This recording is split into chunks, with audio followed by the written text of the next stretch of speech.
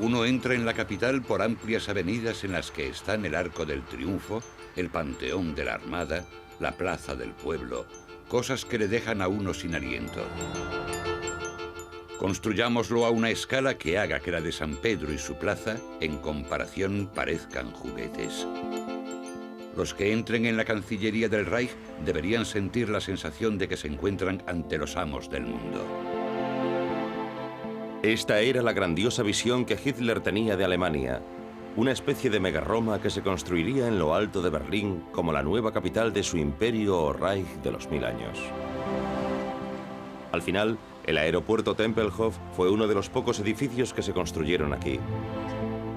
Una visión del imperio que pudo ser.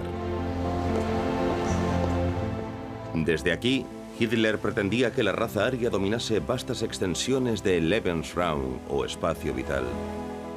Los vuelos planeados permitirían que la élite de la raza superior volase desde la capital a Ucrania en pocas horas.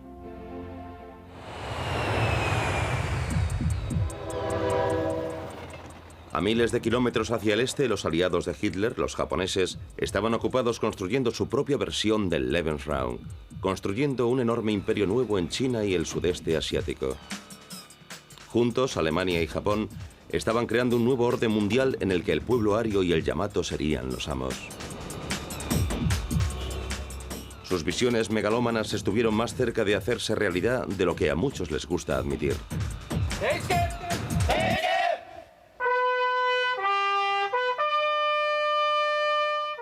Entre 1937 y 1942, ningún ejército parecía capaz de contenerlos.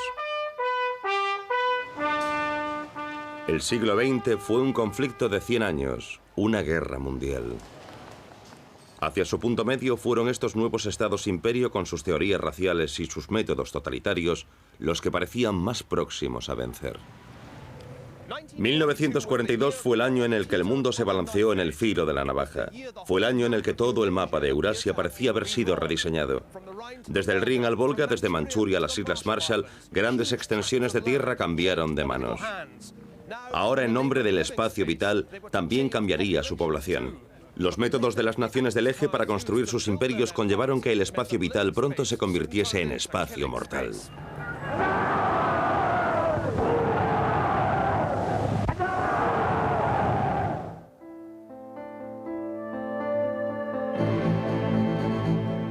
El mundo en guerra. Episodio 3.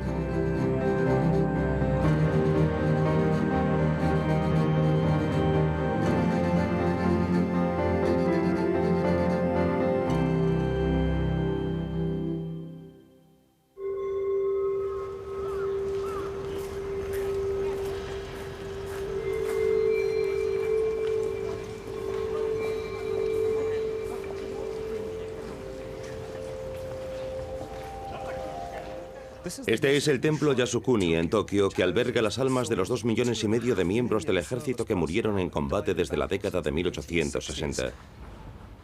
Cada año, 6 millones de japoneses vienen aquí a rezar por los que dieron su vida por el emperador y el país.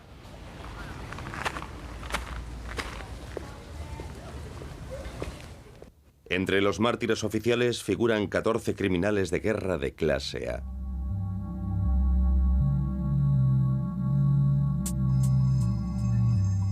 Uno de ellos es el general Iwane Matsui, comandante en jefe del ejército japonés en la China central en 1937. Matsui fue juzgado por su participación en una de las más horrendas atrocidades de la Segunda Guerra Mundial.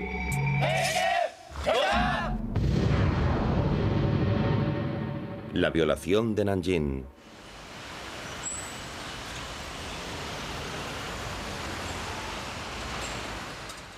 Desde que estalló la guerra a gran escala entre Japón y China, la armada imperial del general Matsui derrotó una y otra vez a las tropas del líder chino Chiang Kai-shek. Pero la lucha fue más dura de lo que esperaban. Con la intención de terminar la guerra, los japoneses decidieron dar un escarmiento en la capital de Chiang, Nanjing.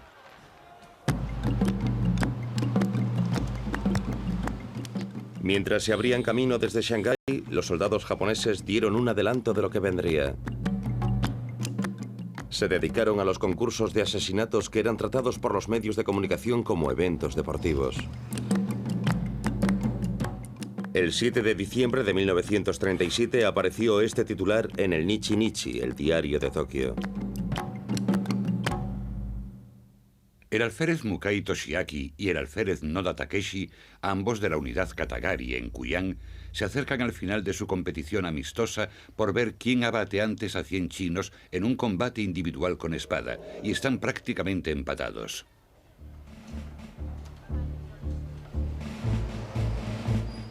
El domingo el tanteo era Mukai 89, Noda 78.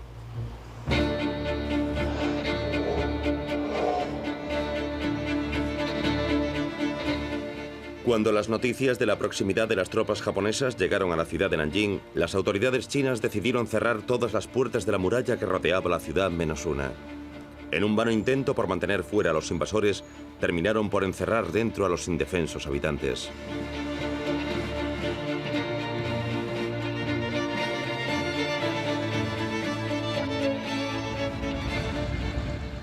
Bajo el mando del príncipe Asaka Yasuhiko, tío del emperador Hirohito, el 10º ejército japonés llegó aquí a la muralla de la ciudad de Nanjing el 8 de diciembre de 1937. Los 30.000 soldados fatigados pero aún sedientos de sangre rodearon rápidamente la ciudad, aunque el líder chino, Chiang Kai-shek, había logrado escapar antes del asedio. 5 días después, los japoneses irrumpieron en la ciudad. Lo que encontraron dentro pronto sería un matadero.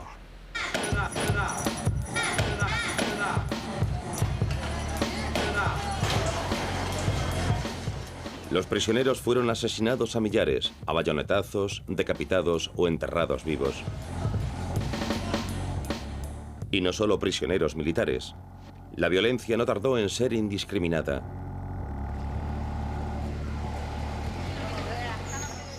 Cuando un periodista le preguntó por lo que había ocurrido, el teniente coronel Ryukichi Tanaka dio una respuesta escalofriante. Para ser sincero, usted y yo tenemos puntos de vista completamente diferentes sobre los chinos. Quizá usted los considere seres humanos, pero yo los considero cerdos. Podemos hacer cualquier cosa con esos animales.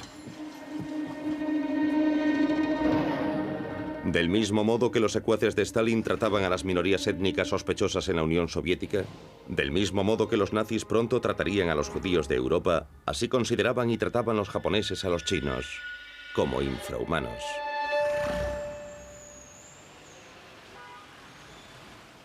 Había habido masacres antes en la historia, por supuesto, pero había algo diferente en la violencia del siglo XX, además de su enorme escala. Su falso fundamento biológico. Esta capacidad para considerar a otros seres humanos como miembros de una especie diferente y potencialmente maligna, no solo como animales, sino como una plaga, fue una de las razones por las que el conflicto del siglo XX fue tan extraordinariamente violento. Con solo dar ese salto mental, la guerra deja de ser una confrontación entre dos ejércitos uniformados. Se convierte en un exterminio en el que cualquiera del otro bando, hombre, mujer, niño o anciano, puede ser masacrado legítimamente. La violencia ejemplarizante no consiste solo en matar, consiste también en humillar. Lo sucedido en Nanjing reveló otra característica distintiva del conflicto del siglo XX. Cuando la violencia se extendía a los civiles, pronto se transformaba en violencia sexual. Quizá lo más sorprendente del ataque a Nanjing fuesen las violaciones. Entre 8.000 y 20.000 mujeres chinas sufrieron los más horribles ataques sexuales. Como un soldado japonés, Takohoro Kozo confesó después.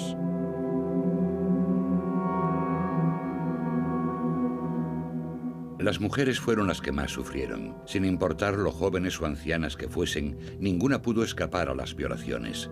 Mandamos camiones a la ciudad y a los pueblos para capturar a gran cantidad de mujeres, y después cada una fue asignada a 15 o 20 soldados para que abusasen de ella.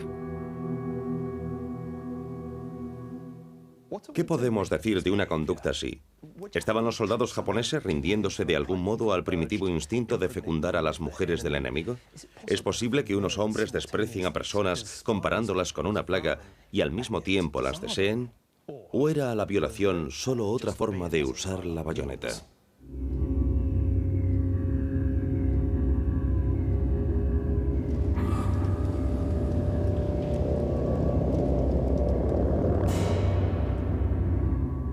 El Tribunal de Guerra de Tokio o Tribunal Militar Internacional del Lejano Oriente afirmó que el general Matsui no había podido controlar a sus propias tropas en Nanjing. En 1948 fue sentenciado a morir ahorcado. El tribunal calculó que habían muerto en Nanjing más de 260.000 civiles a manos de soldados japoneses. 4 veces más que el total de civiles británicos muertos durante la Segunda Guerra Mundial.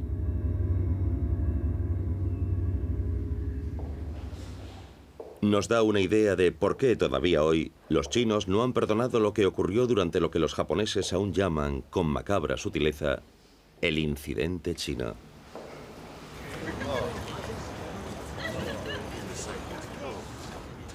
La violencia de las tropas japonesas en Nanjing fue solo el ejemplo más extremo del desprecio con el que observaban a los que habían vencido. Los japoneses dieron un ejemplo de que la brutalidad era un punto de partida bastante efectivo para un nuevo orden mundial basado en la jerarquía racial y en el miedo, algo que los europeos iban a descubrir por ellos mismos solo 2 años más tarde.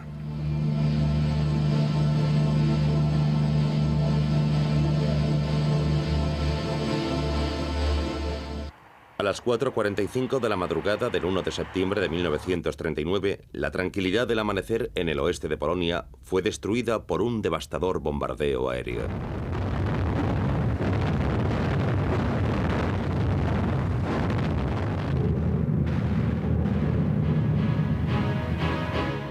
Un ejército de casi 2 millones de hombres cruzó la frontera desde Alemania. Solo 16 días más tarde, habían avanzado cientos de kilómetros hacia el este y capturado la fortaleza de Brest.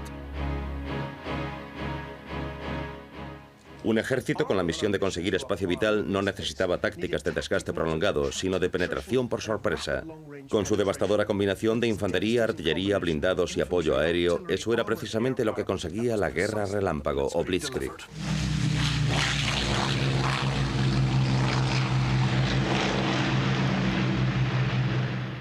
Hitler había añadido Polonia a Austria y Checoslovaquia, que había anexionado el año anterior sin disparar un solo tiro. Dinamarca, Noruega, los Países Bajos y Francia serían los siguientes en caer. Los sueños de Hitler de un imperio europeo se estaban convirtiendo rápidamente en realidad. Las espectaculares victorias de 1939 y 1940 sirvieron a Europa a Hitler en bandeja desde Polonia a París. Era un imperio mayor que el de cualquier gobernante alemán anterior, aunque Hitler no gobernó sus nuevos dominios de un modo uniforme. Francia se convirtió en una especie de vaca lechera económica combinada con un campamento de vacaciones para la Wehrmacht o las Fuerzas Armadas alemanas, pero nunca se planteó seriamente que dejase de ser Francia. Más hacia el este era diferente. Los teóricos racistas nazis consideraban inferiores a los pueblos eslavos de Polonia y Checoslovaquia. Al igual que hizo Japón en Nanjing en 1937, la Blitzkrieg o guerra relámpago alemana en Polonia conllevó horribles atrocidades contra civiles y prisioneros. No era algo espontáneo, había sido cuidadosamente planeado.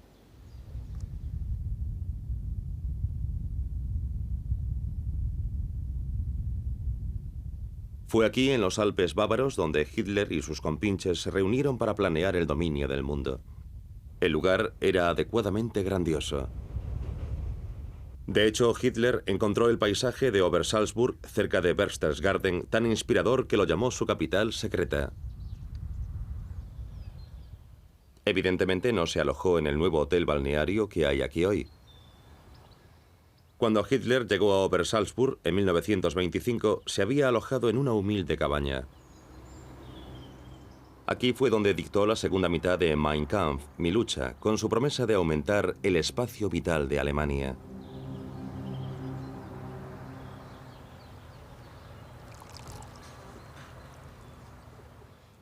Este lugar, Obersalzburg, era el parque del Tercer Reich.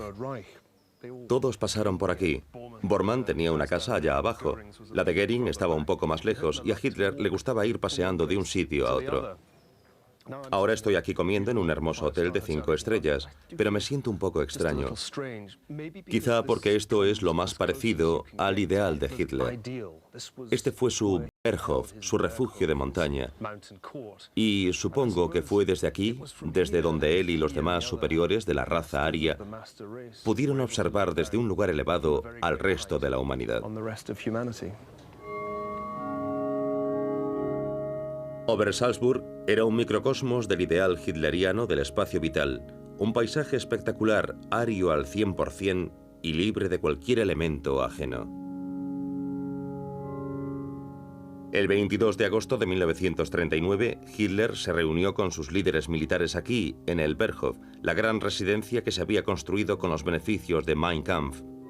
No dejó ninguna duda sobre lo que significaría para el pueblo de Polonia conseguir el espacio vital alemán. Aunque estalle la guerra en el oeste, la destrucción de Polonia debe ser el objetivo principal. No tengáis piedad. 8 millones de alemanes conseguirán lo que les corresponde. Es la ley del más fuerte. Actuad con la mayor dureza. Ya desde Mein Kampf, Hitler había concebido un imperio basado en el asesinato y el desplazamiento de población. Los judíos y los polacos serían ejecutados o expulsados para hacer sitio a los colonos alemanes que avanzarían y se multiplicarían. Estas eran las prioridades del imperio alemán en Polonia. El objetivo era nada menos que rediseñar el mapa etnográfico de Europa, convertir las fantasías de unos pocos teóricos racistas en una terrible realidad.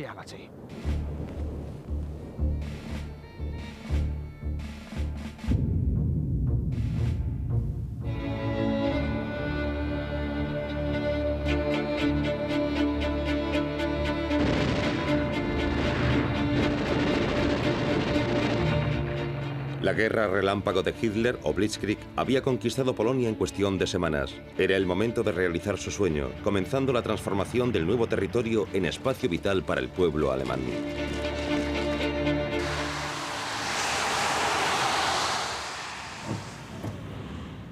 Las inmensas Autobahnen, autopistas elevadas como esta, iban a unir Berlín con Varsovia y esta con Kiev.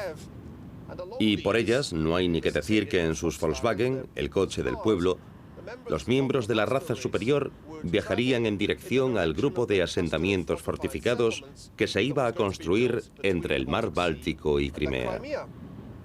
Y una vez allí, ellos y su progenie rubia gobernarían y esclavizarían al pueblo vasallo o ilota, desprovisto de cualquier elemento racial indeseable, por una política sistemática de expulsión y exterminio.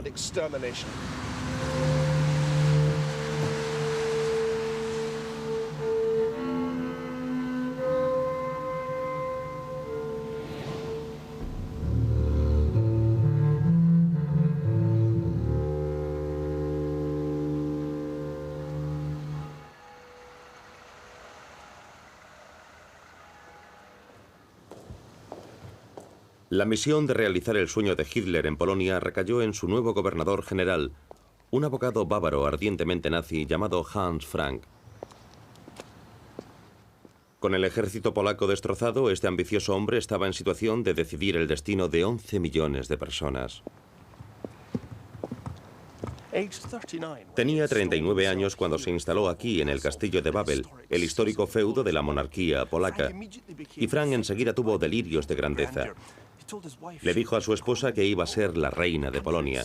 El país sería el primer asentamiento colonial del Reich alemán, colonizado por una nueva generación de godos y vándalos.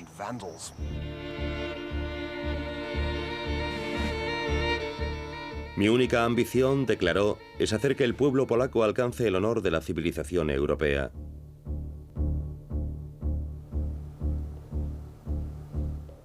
Lo más extraordinario es que un hombre que había sido educado y tenía cultura, que disfrutaba con su nueva colección de arte, pudiese concebir el asesinato en masa como una estrategia civilizadora. Uno de los primeros actos civilizadores de Hans Frank fue arrestar y luego ejecutar a 48.000 personas de la élite intelectual, política y religiosa polaca. A continuación, se centró en los judíos.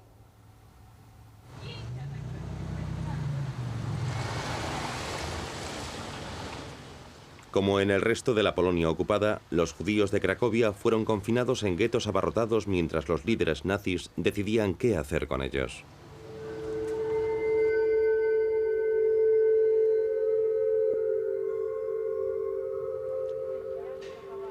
Era como si los nazis no pudiesen decidir qué hacer con la mayoría de los judíos, librarse de ellos o explotarlos. Así que los judíos de los guetos polacos fueron abandonados en una especie de limbo, mal alimentados y al mismo tiempo explotados. La llamada cuestión judía tardó en ser resuelta, convirtiendo a los judíos de Cracovia en una contradicción en el corazón del imperio nazi de Frank. Mientras, centró su atención en una candente cuestión, el destino del recién anexionado Lebensraum o espacio vital en las zonas rurales de Polonia.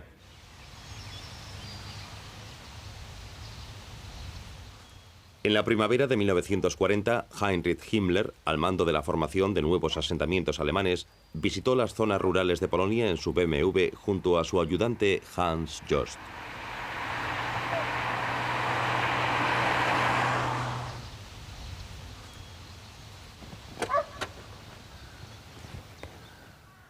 Himmler y Jost solían desviarse y deambular por los campos. Según Jost, Himmler contemplaba los amplios espacios repletos de suelos ricos y fértiles. Todo esto era de nuevo suelo alemán. Aquí, enfatizaba Himmler, el arado alemán pronto hará cambiar este paisaje.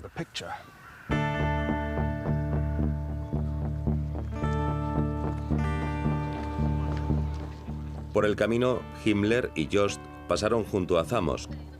Himmler quedó tan impresionado por su fantástica arquitectura renacentista que decidió darle un nuevo nombre. Himmlerstadt, la ciudad de Himmler, como sería conocida desde entonces, se convertiría en el primer enclave alemán en su nueva frontera oriental.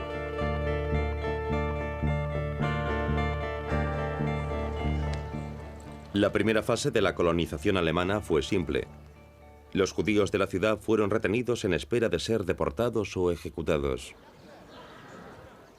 El siguiente paso era librarse de los polacos que pudiesen representar una amenaza para el nuevo orden. Muchos fueron trasladados a la antigua fortaleza en las afueras de la ciudad, conocida como La Rotonda.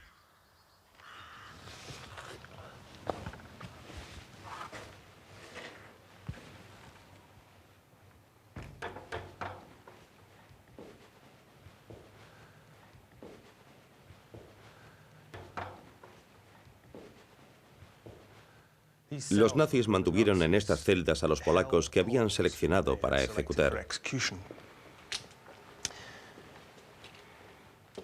Más tarde se convertiría en un matadero humano en el que las personas fueron aniquiladas indiscriminadamente.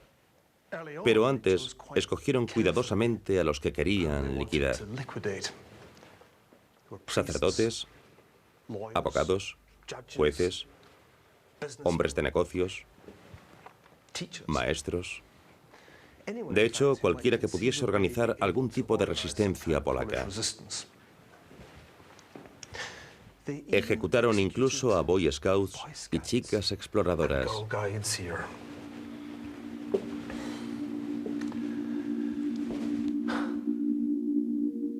Entre las primeras víctimas se encontraba a Grasina Kirosniewska, de 16 años, una de las 36 exploradoras y Boy Scouts fusilados por los nazis como potenciales líderes de la resistencia.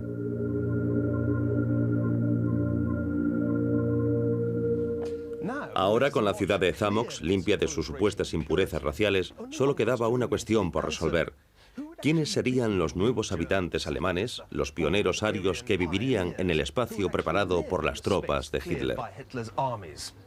Era un poco embarazoso, pues no muchos alemanes del Reich mostraron demasiado interés por una nueva vida en Polonia, pero había alemanes en otros lugares de Europa que estaban más dispuestos a trasladarse.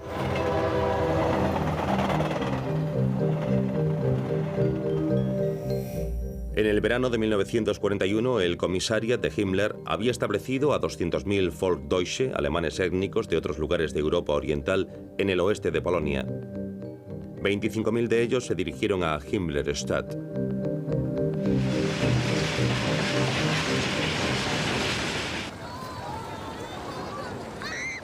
Fue un primer paso hacia la gran Alemania racialmente pura, soñada por Hitler. Pero estaba claro que necesitaban más arios de alta calidad. Himmler no pudo evitar notar la gran cantidad de arios que había entre los propios polacos. De hecho, parecía haber más rubios con ojos azules que en su Bavaria natal. Así que para no perder este valioso almacenario, los nazis emplearon a mujeres conocidas como hermanas morenas para patrullar las calles de Zamość, ofreciendo dulces a ciertos chicos y chicas. Los que aceptaron sus regalos no volvieron a ser vistos por sus padres.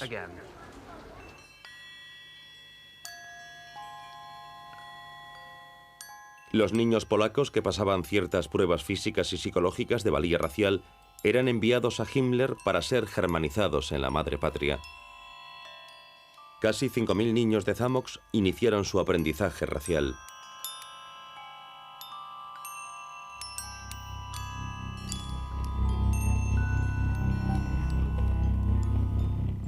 Pero 25.000 de los niños robados en la ciudad fueron, por desgracia, considerados eslavos. Fueron deportados a campos de concentración.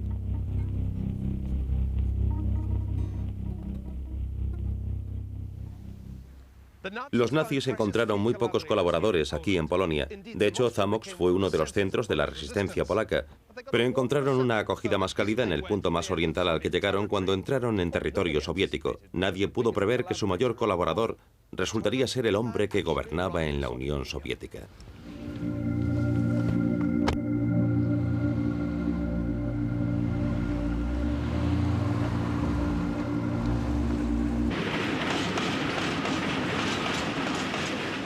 Ya en Mein Kampf, Hitler había afirmado su intención de conquistar Rusia.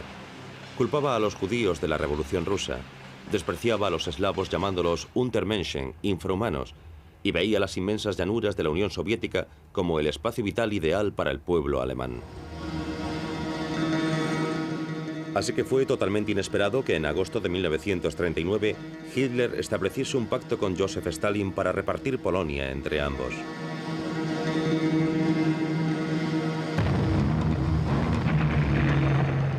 Pocos días antes de que los nazis aplastasen lo que quedaba de la resistencia polaca al oeste del país, los soviéticos entraron por el este.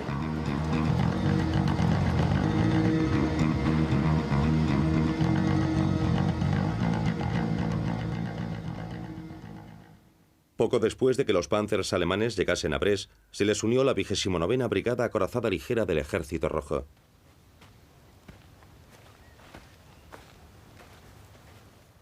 Después de la guerra, los rusos alzaron en Brest este enorme monumento a los caídos. Pero en 1939 este lugar era la línea divisoria entre el nuevo imperio nazi y la Unión Soviética de Stalin.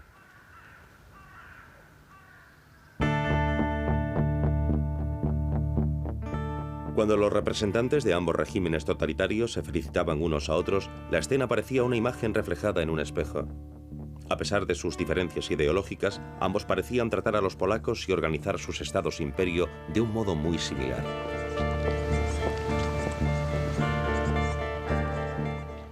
Tras un amistoso desfile aquí en la plaza principal de Brest, los alemanes se retiraron más allá del río Bug, dejando a los rusos al mando. En la parte soviética, 13 millones de polacos, incluyendo 250.000 prisioneros de guerra, estaban a punto de descubrir el encanto especial de la vida en el paraíso de los trabajadores.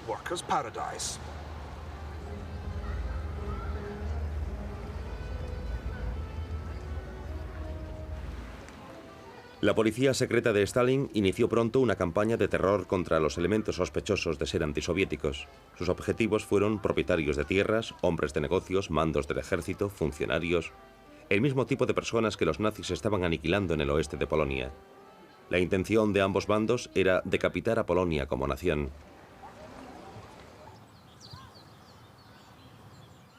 En la zona ocupada por los soviéticos, sus actos fueron brutales y rápidos.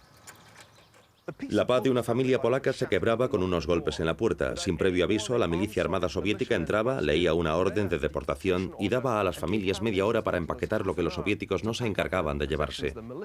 Las familias eran luego conducidas juntas a la estación de tren más cercana y hacinadas en vagones para el ganado.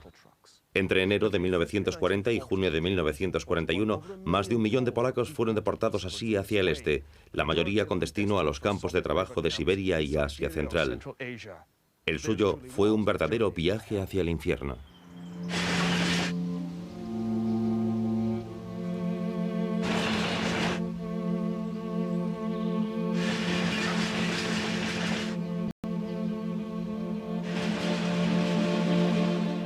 En 1942, casi la mitad de los polacos que Stalin había deportado habían muerto. No es de extrañar que cuando Stalin miró por encima de la valla y vio la limpieza que Hitler llevaba a cabo en ciudades como Zamość, reconociese en él a un espíritu afín. Ahí estaba un hombre que seguía los dictados de su corazón.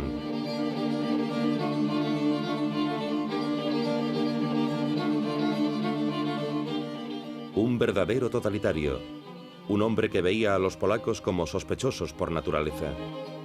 Un hombre en el que podía confiar. Stalin tiene la merecida reputación de ser el líder histórico del que menos se podía uno fiar y uno de los más paranoicos. Alexander Solzhenitsyn dijo de él que solo había confiado en un hombre. Por desgracia, ese hombre era el mayor mentiroso de la historia.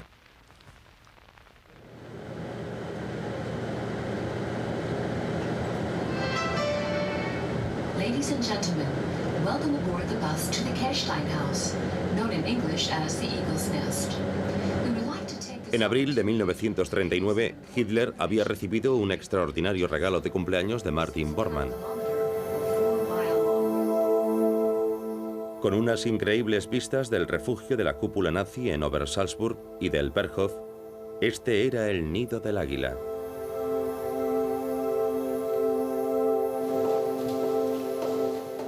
Para traer aquí a Hitler, Bormann había construido un túnel de casi 300 metros que llegaba hasta un suntuoso ascensor con paneles de bronce. Este transportaba al Führer a la que sería literalmente la cima de su poder. Desde aquí, Europa entera se postraría ante su penetrante mirada.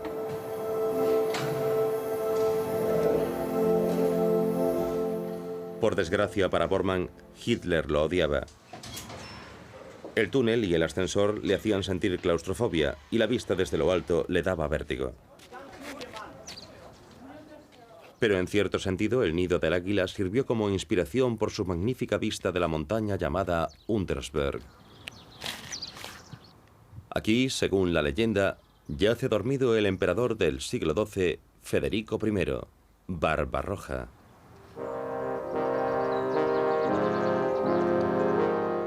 Parecía el nombre apropiado para la operación militar más ambiciosa y la más sangrienta traición de la Guerra Mundial. El más importante de los colaboradores de Hitler estaba a punto de recibir una puñalada, y no sería en la espalda. Lo más extraño fue que Stalin fue el único que no supo ver cuál sería el siguiente movimiento de Hitler. Fue quizá el secreto peor guardado del siglo XX.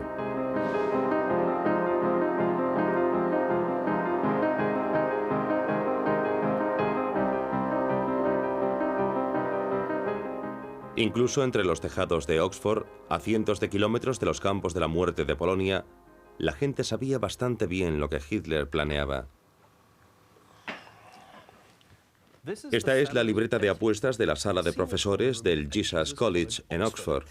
El 16 de junio de 1941, el entonces tutor de física, Claude Hurst, hizo una apuesta con su colega de geografía, J.N.L. Baker, entonces teniente de vuelo de la RAF. Se jugaron una botella de vino de Oporto, y la apuesta era que antes de la medianoche, hora de Greenwich, del 1 de julio de 1941, el ejército alemán habría cruzado la frontera rusa. El físico ganó la apuesta, con 9 días de adelanto.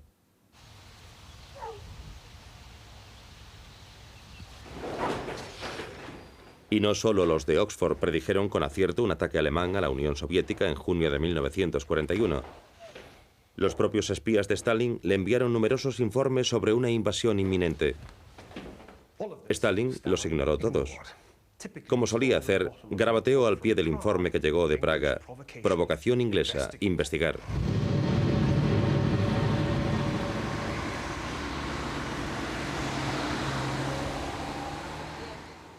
Aquí en Przemyśl, el río San dividía el sector ocupado por los nazis del sector soviético. Y en el sector soviético era otra noche tranquila de verano. Después de todo, ya no quedaban demasiados polacos que transportar a Siberia. Lo mismo sucedía a ambos lados de la frontera. De hecho, en uno de los puestos fronterizos, los rusos invitaron a los oficiales alemanes a un baile que estaban celebrando. Los alemanes declinaron amablemente la invitación. Dijeron que tenían un compromiso previo.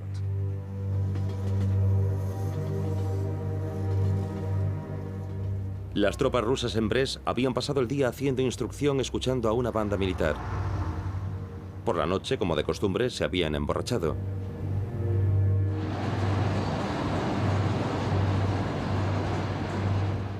Al amanecer, el habitual tren de carbón llegó desde Alemania a la estación de Brest.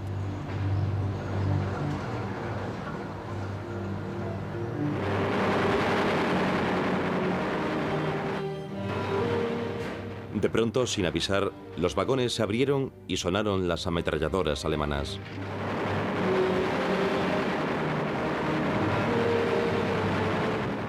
Era la Operación Barbarroja, el cumplimiento de la promesa de Hitler en su obra Mein Kampf de conseguir el espacio vital alemán en las tierras del Este.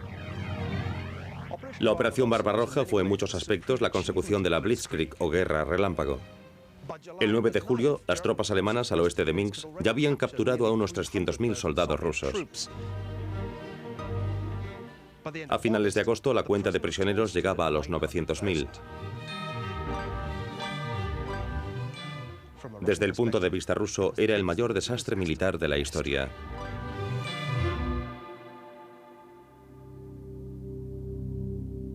Pero Hitler no solo buscaba espacio vital. Al derrocar lo que él consideraba el dominio judío en Rusia, abriría el camino hacia la solución del problema que durante tanto tiempo le había obsesionado. Pero ¿quién llevaría a cabo esta solución final?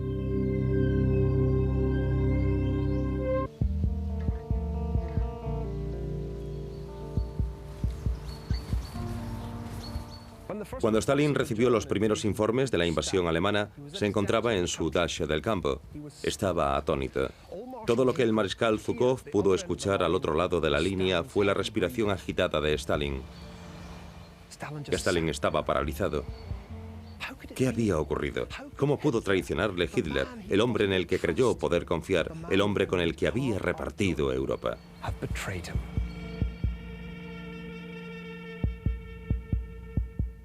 A Stalin, la alianza entre el socialismo en un solo país soviético y el nacionalsocialismo le había parecido algo natural. Pero Hitler había dejado clara su postura a sus mandos militares poco antes de la Operación Barbarroja. Ningún comunista, del primero al último, es un aliado. Esta es una guerra de exterminio.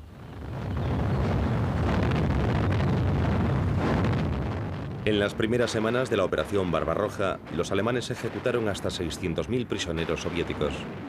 Cuando terminó el primer invierno de la campaña, habían muerto unos 2 millones. Cuando la guerra terminó, más de 3 millones de soldados soviéticos habían muerto en cautividad, más de la mitad de los prisioneros.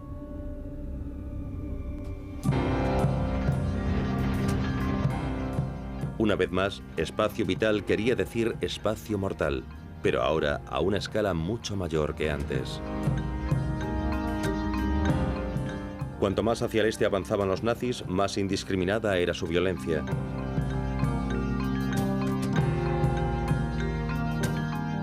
Por lo que respecta a los judíos, había llegado el momento de la conclusión lógica de la teoría racial de los nazis. Si los judíos eran realmente una especie de plaga o de virus, entonces la única solución final posible al problema judío era su erradicación. Otros habían cometido genocidios en el pasado, como bien sabía Hitler, incluyendo, como dirían algunos, al propio Stalin. Pero hubo algo único en la guerra de los nazis contra los judíos y otras minorías que, según ellos, no merecían vivir. Fue el hecho de que la llevasen a cabo personas con una buena educación, productos de lo que había sido una de las sociedades más desarrolladas del mundo.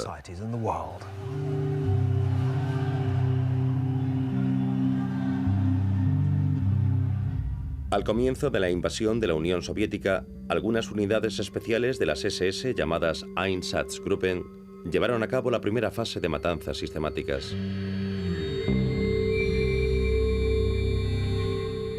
Más tarde, sin embargo, se encargaron de ello batallones corrientes de policía.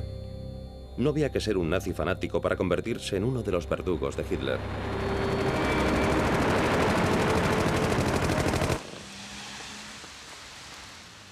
Al amanecer del 13 de julio de 1942, el batallón 101 de la Reserva de la Policía llegó al pueblo polaco de Józefów. El mayor Wilhelm Trapp, comandante de la unidad, ordenó a sus hombres que rodeasen a los aproximadamente 1.800 judíos del pueblo. Tenían que escoger a los jóvenes que pudiesen ser utilizados para trabajar a la fuerza, los trabajadores judíos. Después harían subir al resto a los camiones, a enfermos, ancianos, mujeres y niños, que serían conducidos a una cantera en un bosque cercano.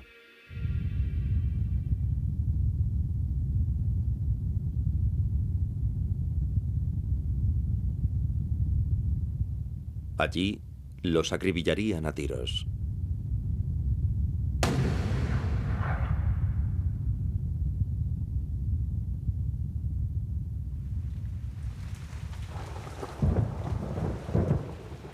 La matanza se prolongó durante toda la tarde y parte de la noche.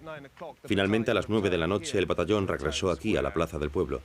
Según el grotesco eufemismo del vocabulario del Tercer Reich, Josefov había sido Judenrein, limpiado de judíos. Entre el verano de 1942 y el otoño de 1943, los batallones de policía como el 101 fueron responsables de la muerte a tiros de unos 38.000 judíos.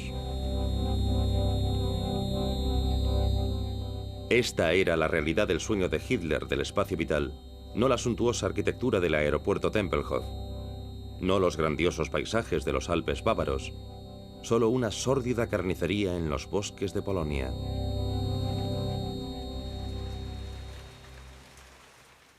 Estoy bajo la lluvia en uno de esos campos de la muerte intentando responder a la vieja pregunta: ¿por qué lo hicieron? ¿Eran simplemente antisemitas?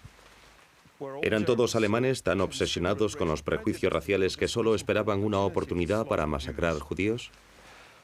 ¿O sabían que lo que hacían estaba mal, pero de algún modo acallaron sus conciencias alegando obediencia debida o la presión del grupo?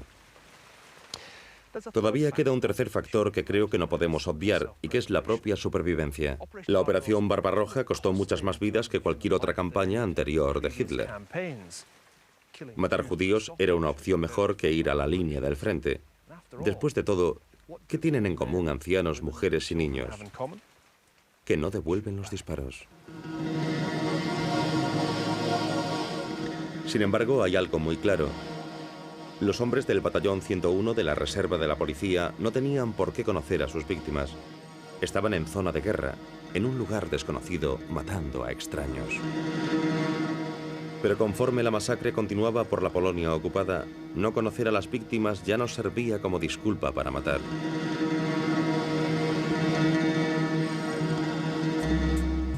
A unos 160 kilómetros al norte de Josefov, los judíos de Jedwabne fueron asesinados por sus propios vecinos, personas con las que habían vivido en relativa armonía toda su vida. Los 1.600 habitantes del pueblo fueron hacinados en el almacén del panadero del pueblo y quemados vivos.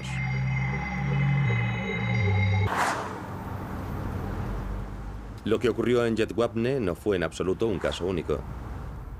Por todo el imperio nazi, sus colaboradores no dudaron a la hora de cumplir la voluntad de sus amos racistas. En ciertas partes de Rumanía y Letonia, los judíos fueron asesinados antes incluso de que llegasen los alemanes. Los lituanos y los ucranianos, que recibieron a los alemanes como sus liberadores de la tiranía de Stalin, no dudaron en echarles una mano. En cualquier sociedad étnicamente dividida, cualquier pueblo sentirá siempre la tentación de aliarse con el invasor bajo el principio de que el enemigo de mi enemigo es mi amigo. Este fue un factor clave del éxito de los estados imperio, tanto del alemán como del japonés.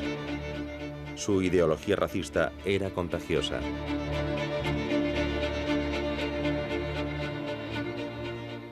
La mayoría de los imperios afirman traer la paz y el orden. Quizá dividan para gobernar, pero gobiernan para conseguir la estabilidad. El imperio nazi, desde luego, dividió a los pueblos de Europa mientras los gobernaba, pero no trajo estabilidad. Al contrario, los nazis parecían disfrutar apoyando feudos locales, por lo que en Europa del Este, la Segunda Guerra Mundial se parecía a veces a una multitud de guerras civiles regionales. Pero este patrón no se desarrolló únicamente en Europa. También en Asia, los colaboradores indígenas fueron vitales para la victoria del Eje en esta etapa de la Guerra Mundial. Incluso tras la violación de Nanjing, los japoneses pudieron encontrar traidores chinos preparados para dirigir para ellos a un gobierno títere. Y cuando los japoneses se dirigieron hacia el sur contra los imperios europeos en Asia, encontraron incluso más colaboradores que los recibieron como los liberadores de Asia del imperialismo europeo. Para los nacionalistas de la zona, Japón era el líder de Asia, el protector de Asia y la luz de Asia. Los imperios de Japón y Alemania no estaban, como la gente suele creer, destinados sin saberlo a su propia destrucción, ni eran tan irremediablemente malvados que estaban condenados a perder la guerra. Al contrario, obtuvieron su fuerza de todos los conflictos étnicos que fomentaron, de los colaboradores que pudieron obtener. Fue tan grande el poder de estos imperios del mal que hace que nos planteemos una de las preguntas más complicadas del siglo XX. ¿Cómo demonios pudieron las potencias del eje perder una guerra que a finales de 1941 parecían estar a punto de ganar?